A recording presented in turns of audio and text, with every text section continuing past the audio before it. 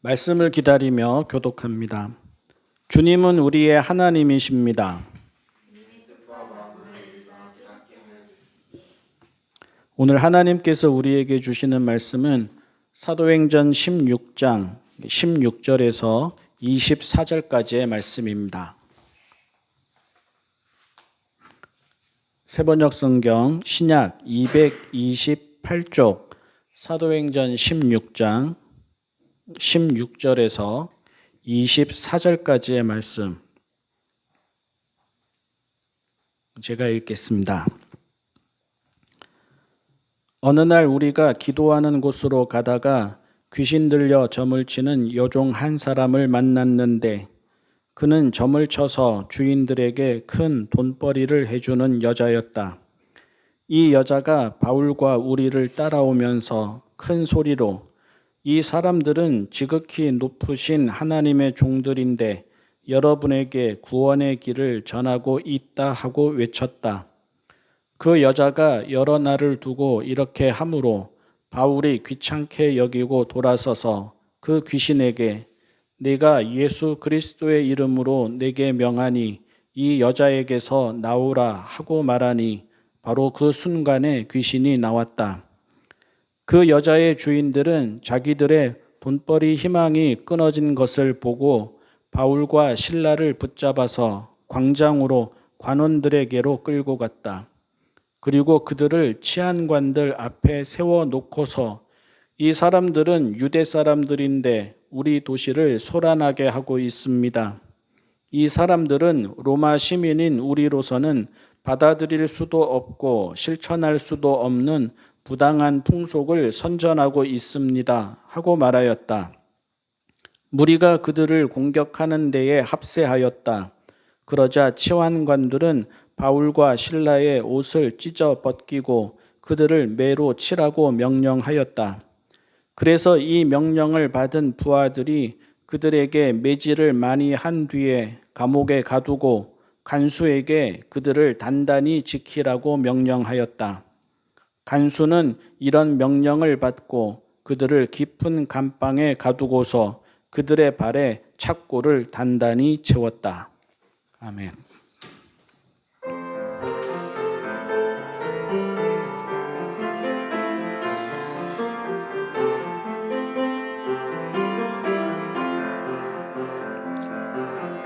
이 말씀 따라 사는 동안 지치지 않게 하시고 이 말씀 따라 사는 동안 주님 나라 이루소서. 이 말씀 따라 사는 동안 지치지 않게 하시고 이 말씀 따라 사는 동안 주님 나라 이루소서.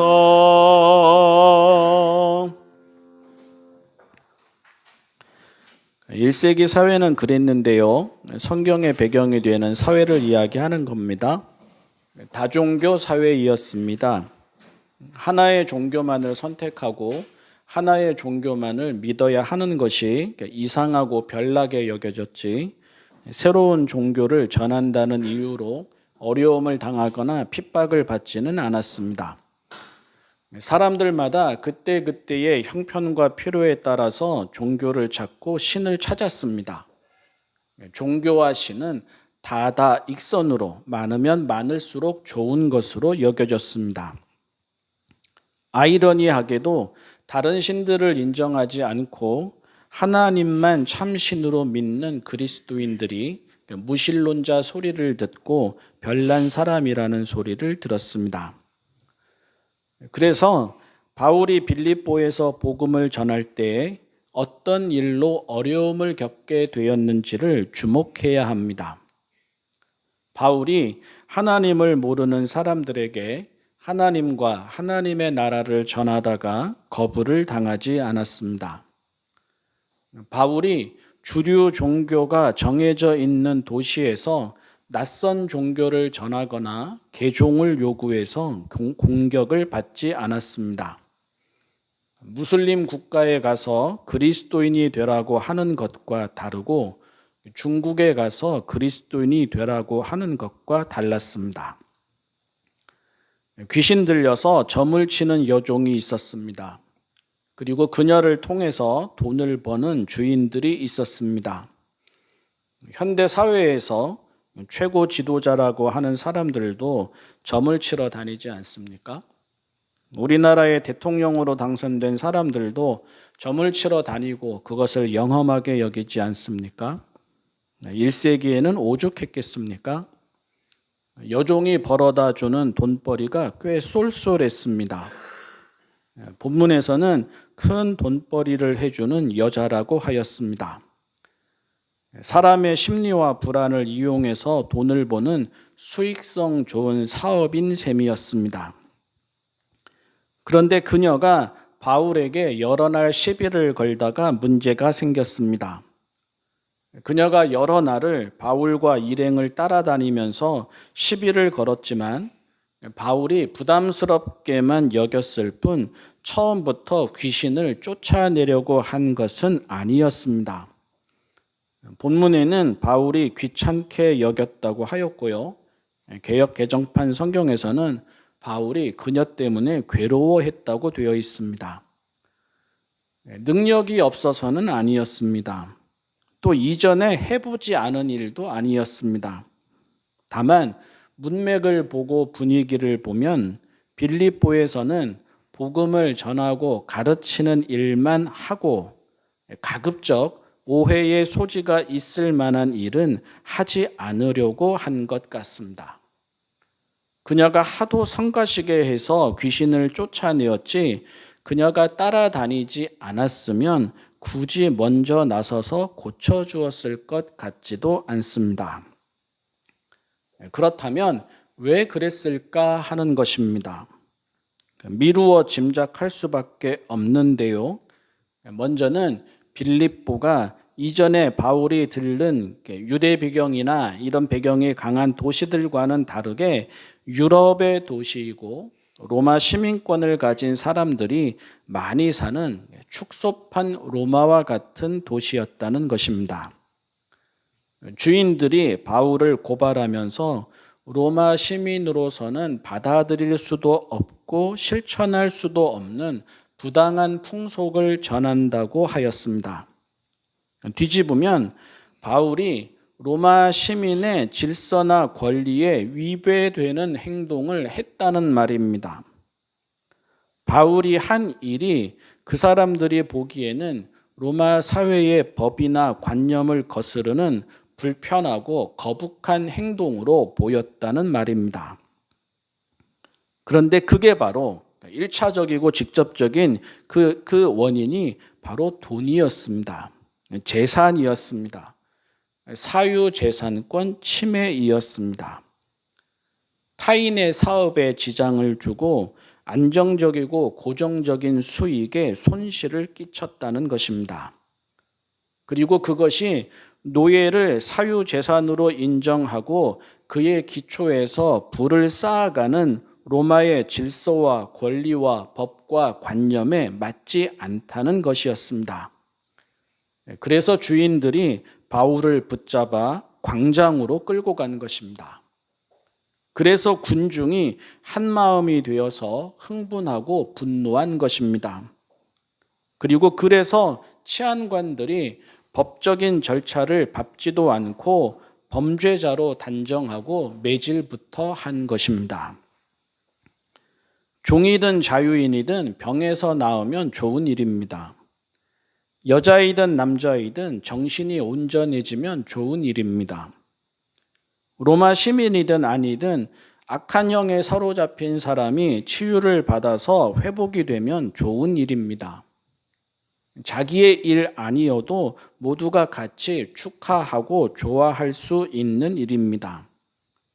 그런데 그 좋은 일이 좋지 않게 보인 것은 하나의 이유 때문입니다. 그녀가 돈이고 재산이었기 때문입니다. 그녀가 점을 치지 못하면 더 이상 사업이 안 되기 때문입니다.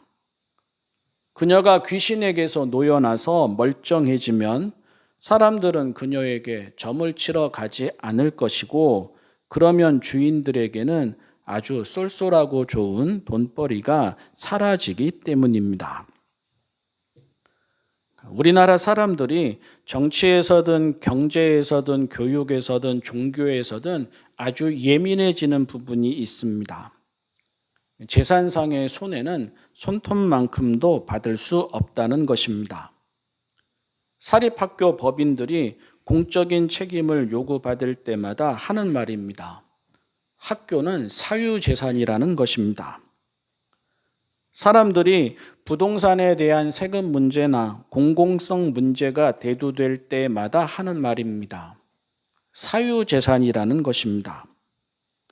심지어 세습을 하는 교회나 목회자가 공적인 사명을 요구받을 때에도 하는 말입니다. 개교회의 재산이고 개교회의 권리라는 것입니다. 자본주의 사회라는 것입니다. 시장 경제라는 것입니다. 평소에는 사회적 책임 운운하다가도 사유재산에 대한 손실이 생길 것 같게 되면 정치, 경제, 교육, 종교 등 분야를 가리지 않고 같은 반응이 나옵니다. 1세기 바울이 방문한 도시 빌립보에서도 그랬던 것입니다.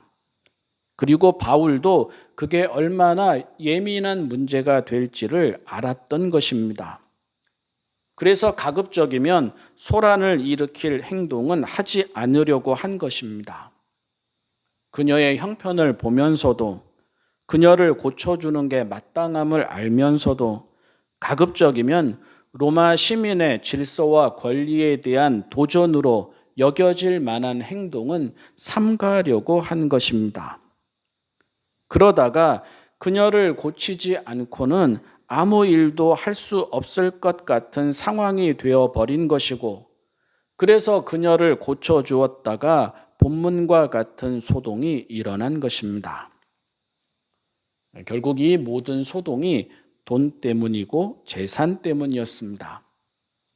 도시를 큰 소란에 빠뜨렸다는 말은 새로운 종교를 전한다는 말이 아니었습니다.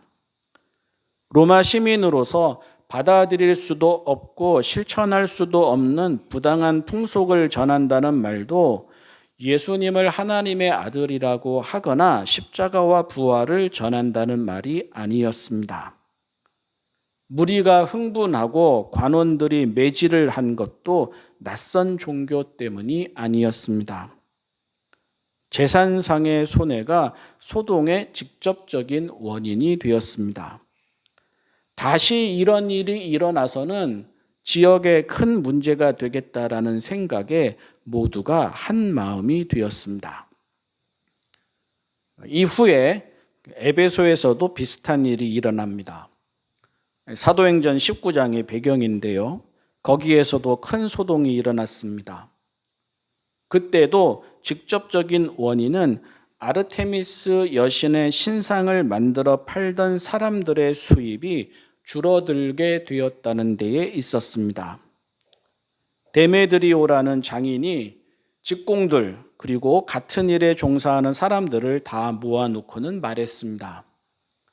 바울이 전하는 복음이 사업에 방해가 된다고 하였습니다. 그동안 안정적으로 사업을 운영해 왔는데 바울이 손으로 만든 신은 신이 아니라고 말하고 다니니까 장사가 안 된다고 하였습니다. 아르테미스 여신의 신전을 기반으로 먹고 살아온 지역 경제와 명성이 다 어려워지게 되었다고 하였습니다. 아마 오늘날처럼 십자가와 같은 상징물이라도 많이 만들어서 팔 수 있었다면 그런 일이 일어나지 않았을 것입니다. 유적지나 성지나 관광지와 같이 종교 장사가 가능했다면 새로운 사업의 기회라고 환영했을지도 모릅니다. 교회나 그리스도인이 생겨나는 만큼 새로운 돈벌이의 기회가 되었다면 다들 적극적으로 좋아했을지도 모릅니다. 결국 그들에게 불편하고 거북했던 것은 돈이 되지 않는다는 것이었습니다. 그리고 그 사람들이 대중의 마음을 끌고 움직일 수 있었던 것도 이제 이 지역의 수입이 줄어들 텐데 아르테미스 여신의 신전을 기반으로 살아가는 지역 경제와 명성이 무너질 텐데 어떻게 할 것이냐 하는 선동이 먹힌 것이었습니다. 이 점을 눈여겨봐야 합니다. 복음이 들어가는 곳마다 비슷한 일이 일어났습니다. 복음이 전해지는 곳마다 비슷한 반응을 불러일으켰습니다. 아니, 그 이전에 예수님이 사람들에게 거부당하신 이유이기도 했습니다. 결국에는 사람이냐 돈이냐 하는 문제입니다. 사람보다 돈이 먼저 보이는 곳에서는 예수님도 복음도 환영을 받지 못했습니다. 생명보다 재산이 우선하는 사회에서는 예수님도 복음도 거부를 당했습니다. 예수님이 거라사의 광인을 고쳐주셨을 때입니다. 귀신 들려서 죽게 된 사람이었습니다. 아무도 그를 제어하지도 고쳐주지도 못했습니다. 그런 그가 예수님을 만나서 온전해졌습니다. 얼마나 좋은 일입니까? 누군가의 아들이고 누군가의 형제이고 누군가의 친구이고 누군가의 이웃이었을 사람 아닙니까? 그런데 사람들에게는 그 좋은 일보다 마을에서 치던 돼지떼가 다 물에 빠져 죽은 재산상의 손실만 보였습니다. 마을의 안정적인 수입원이 끊어졌습니다. 같은 일이 또 일어나서는 큰일이었습니다. 사람들은 예수님께 그 마을에서 떠나라고 하였습니다. 군중이 밀물처럼 예수님께 몰려왔다가 썰물처럼 예수님에게서 빠져나가게 된 것도 같은 이유에서였습니다. 예수님께 나아가면 먹고 사는 문제는 해결될 줄 알았습니다.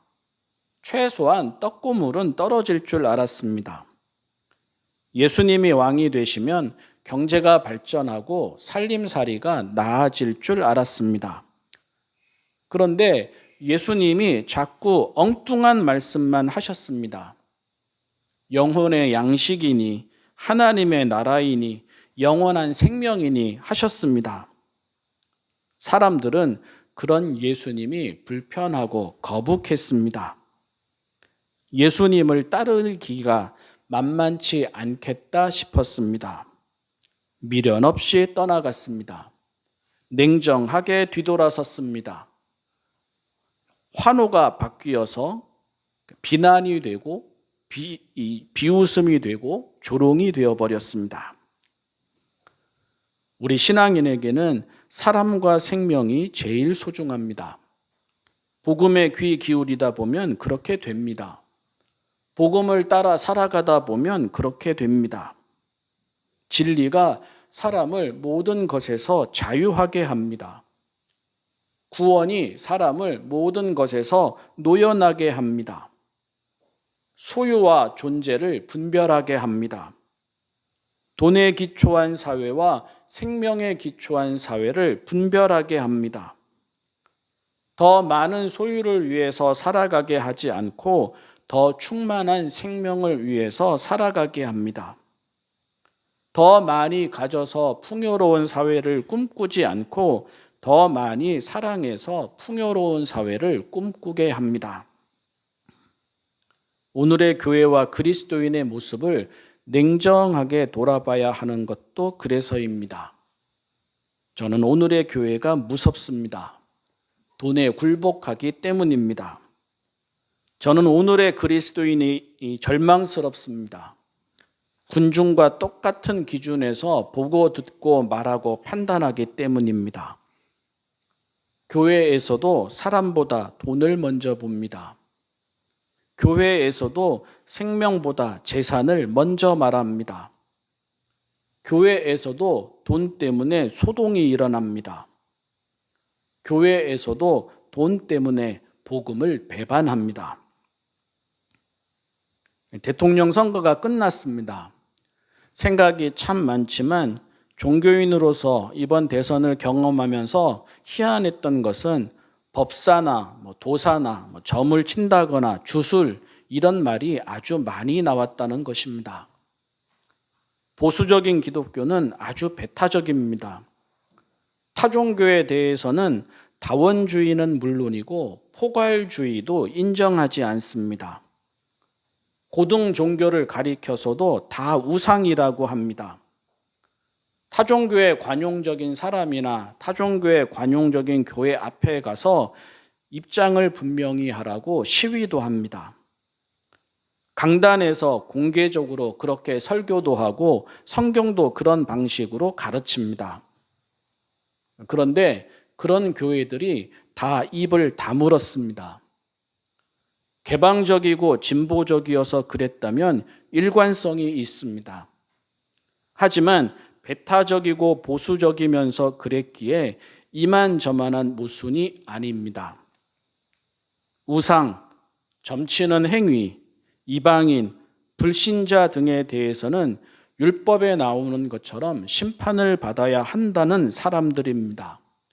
공공연히 그렇게 말했고 공공연히 그렇게 믿는 사람들입니다. 그런데 이번에는 그 유명한 목사들이, 그 대단한 목사들이, 그 유명한 교회들이, 그 대단한 교회들이 다 침묵했습니다. 왜 그랬는지는 그 사람들과 그 교회들이 더 잘 알 것입니다. 왜 다른 일에서는 성경과 교리를 들먹거리면서 그렇게 광분을 하는데 이번 일에서는 아예 외면을 했는지는 그 사람들과 그 교회들이 더 잘 알 것입니다. 어느 시대에나 돈보다 큰 우상이 없었습니다. 오늘 우리 시대에도 돈이 가장 큰 우상입니다. 교회마저도 다른 우상은 말해도 그 우상은 말하지 않습니다. 교회마저도 다른 우상은 거부해도 그 우상은 거부하지 않습니다. 그것이 몹시 무섭고 슬픕니다. 그것이 몹시 괴롭고 아픕니다. 예수님이 교회에서 거부당하실 것입니다. 바울이 교회에서 공격받을 것입니다. 우리는 그렇지 말아야 합니다. 그리스도인이라면 믿음이 돈에 대한 두려움이나 욕망에서도 믿음으로 나타나야 합니다. 그리스도인이라면 재산이 불어나 안정적인 삶이 아니라 복음으로 모든 것 안에서 자유하게 되어서 홀가분하고 안정적인 삶을 꿈꾸어야 합니다. 과연 그러합니까? 우리는 그물과 배와 소유를 다 뒤로하고 예수님을 따랐던 1세기 제자들의 뒤를 따라 걸어가고 있습니까? 아니면 예수님을 만나고서도 재산이 많아서 고민하며 돌아갔던 부자 청년의 모습을 닮았습니까? 쉽지 않겠지만 내일 우리가 어느 길을 선택하고 따를지 궁금합니다. 예수님이 거부당하실 때, 바울이 거부당할 때 우리도 같이 거부당하는 신앙인의 길에 있게 될지, 아니면 우리도 군중이 되어서 같이 거부할지 몹시 궁금하고 몹시 두렵습니다. 기도하겠습니다.